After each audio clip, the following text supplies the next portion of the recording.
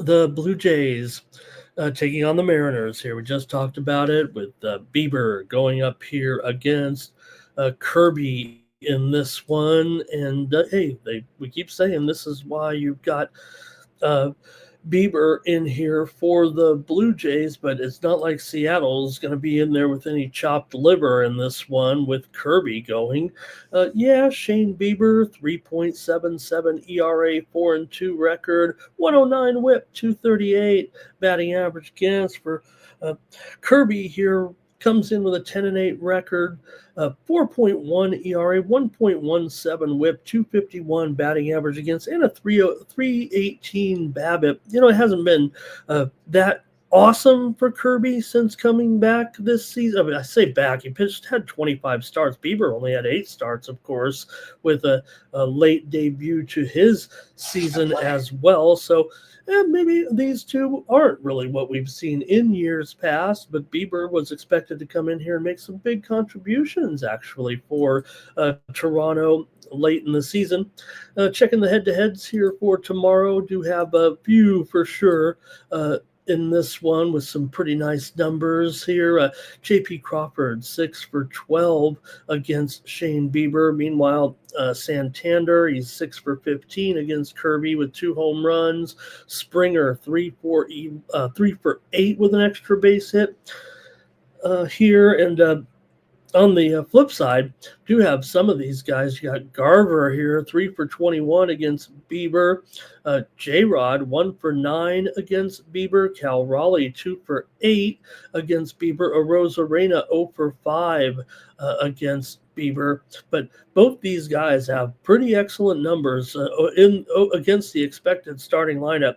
In fact, Bieber allows just a 236 average to this group, and 25 hits and 106 at-bats with just 1 home run.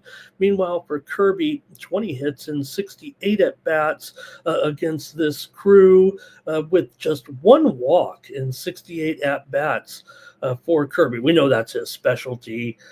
Doesn't really walk. Actually, his walks, were a little bit up this season, but by the end, they still finished at 4.6 walks for, 5.3 walks for Kirby, 4.6 walks for Bieber. So, yeah, these guys are definitely pretty solid as far as that's concerned. So you can pass along your picks if you'd like in the chat as well for the big game tomorrow between Toronto and Seattle. Man, so, got to think Seattle right here, 2-0 lead.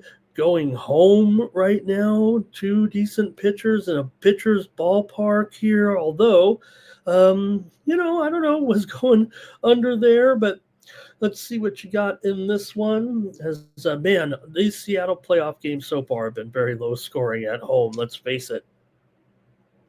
All right, nothing from you guys in the chat, so I'll just go ahead and make the play here. I think the momentum's a little bit too much right now for the Toronto Blue Jays to recover, and I'm going to take the Seattle Mariners actually here in this one on night moves. Yeah, I got to lay $1.35 or so. I know that you can search it out, probably find a little bit better price here. I'm showing, let's see, where can I find a better price, if any?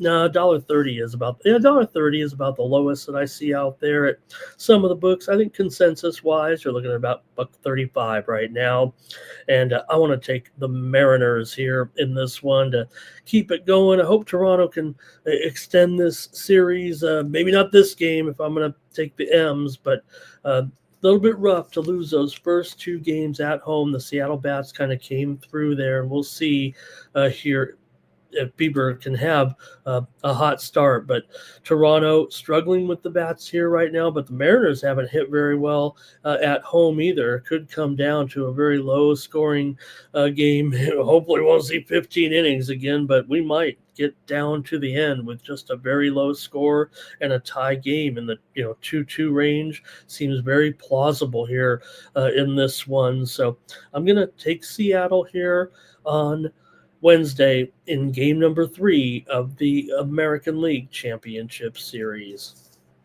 Thank you for watching. For more free pick videos, be sure to subscribe to our channel. And if you're looking for Ramon's best bets and his premium picks, be sure to click the link in the description to take you right over to Ramon's handicapper page at Tony'sPicks.com.